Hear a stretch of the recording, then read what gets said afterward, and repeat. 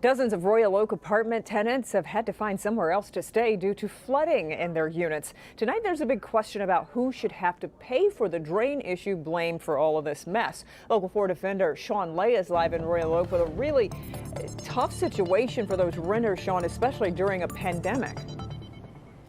Renters were looking for help today, and the Defenders just got an email from the CEO of these apartments, and it's really setting up a fight. He is saying tonight, as a taxpayer and owner of real estate in Royal Oak, I'm very upset that the city of Royal Oak has not maintained its infrastructure and not taking responsibility for it. He means the flooding that was caused here. This has deeply affected our residents and our real estate. That is putting people who are renting here who have flood damage right in the middle.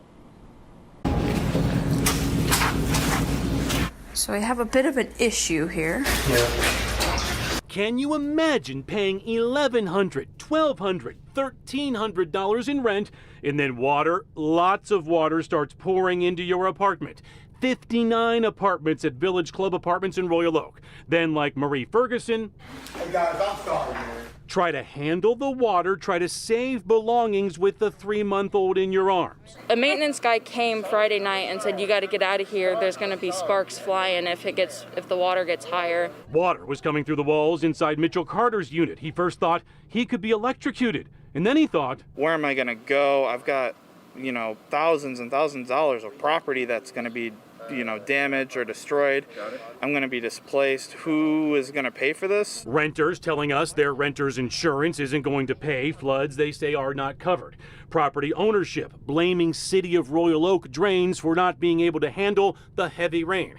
But the drains are on their property. We asked if they're working with the city if it's a city drain issue. Village Club says, quote, the short answer is that they have not reached out to the city yet. The team has been focused on assessing the damage, the repair strategy, and working with the residents. My boyfriend on Friday was out there with a broom stabbing the drain, and the property manager was just looking at him while he did it. I feel for others here. There's 59 other people in the same situation. Back here live, here's one of those drains here on property. You can see kind of a basin there. When it fills up, you can see how the water will flow towards those bottom units, going right into those units. There is more to talk about here. Management team here says they have been in contact late today with the city. So have the Defenders. Now, the city manager's office and Department of Public Works, they both tell us that the drains are here on property. The way they see it, it is the responsibility of the management and the ownership here. So this, again, gearing up to be a battle, a blame game here, and the renters just want some help. Back to you. And you just feel for those people, especially the poor woman with the infant who's trying to clean up, save her stuff with a baby in her arms. So, Sean, is anything being done right now to help the renters?